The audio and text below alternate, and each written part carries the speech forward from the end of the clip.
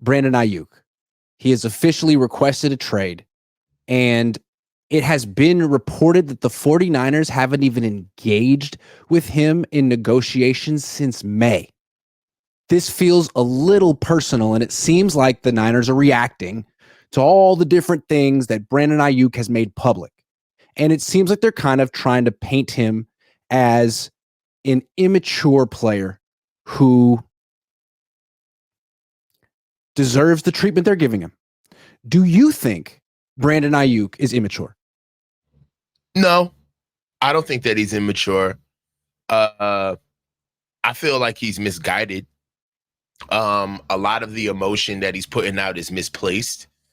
And the reason why you don't put out certain emotions in certain arenas is because I'm going to use another but they can be misinterpreted. The problem that I see is that whoever Brandon is talking to is really steering how he's speaking in public. It's very much one note. And that's what's concerning to me, is that I understand that the Niners haven't spoken to Brandon since May. And I and that's a report, but let's just go with that. Let's say if that were to be true.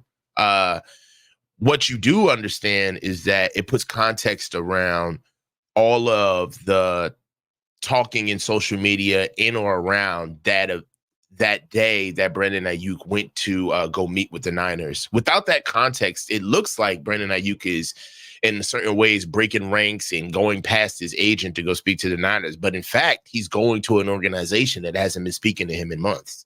And he's doing his level best to be able to get a reaction, to be able to get some type of movement from the Niners or what they're doing. But it seems like every reaction that you're getting out of him is just basically him posturing that he's ready to either, i.e., leave the Niners, get traded, or play for somebody else. And you have to kind of put that in the misguided standpoint of emotions, because none of that stuff can happen unless the Niners play ball.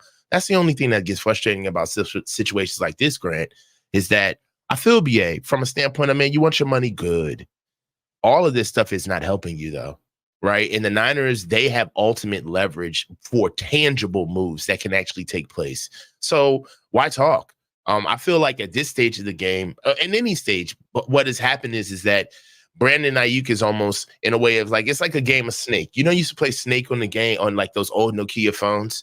And pretty soon the gig on Snake is that the snake gets too long because you keep hitting the dot and you're eventually going to run into your own snake. And the problem is I feel like Brandon is running into his own commentary now, and he's turning back on himself because now he's almost forced himself not to show up to camp because of how he's talked. He's almost forced himself to posture in a certain way because now you look like a dishonest broker if you don't follow these things through. He's not realizing that there's different aspects of this negotiation process that go from the boardroom to the agents, and then eventually there's going to be a whole nother element of this that bleeds into the locker room, whether you can help it or not. The season is coming, so okay, so let's step back a little bit and look at Brandon's entire football career. From what we learned when he went on the pivot, he didn't play football his junior year of high school, he said, because he was doing all the wrong things. Right. So his parents, I know his mom, they're good parents. They were there with him. They're professors. They said, no football for you, Brandon. So immaturity was an issue for him in high school, which is why one of the best athletes in the country had to go to Sierra College for 2 years and then Arizona State. So at one point it was an issue for him. Then in his second year, he was in the doghouse, and we were never told exactly why. Maybe it's private, none of our business. But again, the implication was maturity, professionalism, because he was excellent on the field. Then for the last 2 years, he was freaking exemplary on and off the field, just as good as you could be until it was time to get paid. And it's common for a player to, stay quiet, keep their head down, do what you got to do, practice hard, block hard to get the bag. But then when it looked like the bag was in jeopardy or he might not get exactly what he thought, he started making things public. And I think this is maybe how the 49ers feel. But that doesn't necessarily mean the way I look at it is that most 26-year-old professional football players are immature compared to the average person. I mean, they've been having their butts kicked since they're 12. They're millionaires. Their growth will come a little bit like later in life when they become a little bit more down to earth. So yeah, he's immature, but like, is he Antonio Brown or Terrell Owens? No, I don't think so. No, I agree with you, Grant, from the standpoint of is that, just because there is emotion doesn't mean that it's all there is that's there with Brandon Aiyuk. I think that also it plays that he hasn't said much.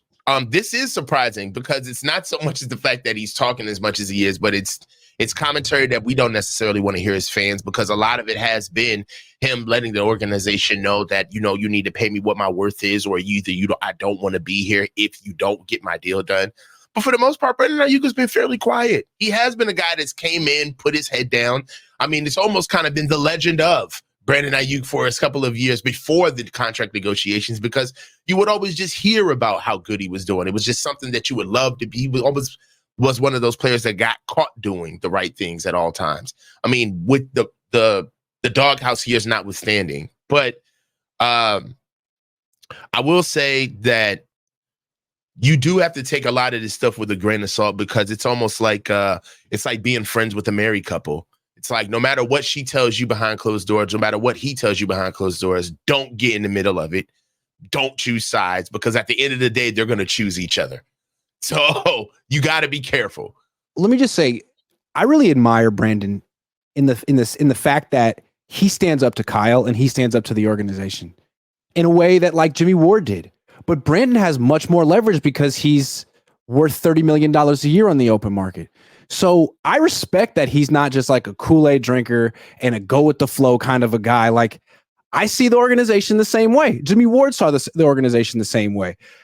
It's just that he hasn't really done himself any favors with the way he's gone about it. And I think he's allowed the Niners to sort of paint him as immature. So when they come in way under market value, people can say, well, he should be happy with that. Like, it's easy to take the Niners side because Brandon Aiyuk, like next year, I don't think Brock Purdy's going to do any of the things that Brandon Aiyuk did. And it's questionable that if any of these things that Brandon Aiyuk did actually helped him. I mean, we haven't even mentioned the fact that he's filming a documentary about this. Yeah. It's crazy. Look, and wild. I'll say this. I do feel like Brandon Aiyuk has a leg to stand on. But so do the Niners. You got to give them a little credit here too. I mean, they cultivated the kid. He didn't. You yourself said it. Football is more of a curated sport than it ever has been, meaning that there's not a lot of guys you pick up off the side of the street and they automatically are just NFL guys. That's why Brock Purdy is so special, because in some instances, he wasn't a guy that had anybody tabbing his career. Brandon Aiyuk had some ups and downs in his career, but he had some really important people put their arms around him along the way. And it would be a little disingenuous not to notice that the syntax between the Niners, John Lynch, and Herm Edwards, Brandon Aiyuk having his agent, which is John Lynch's mentee.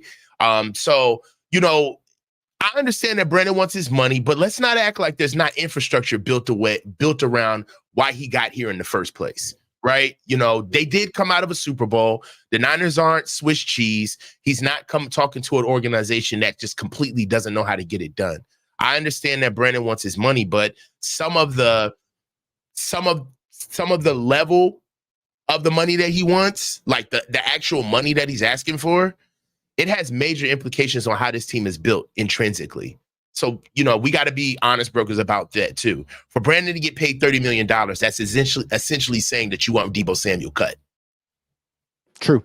So, Drippy Dad says GC and Coach, two of the best in the game. Thank you. No, thank you, Drippy Dad.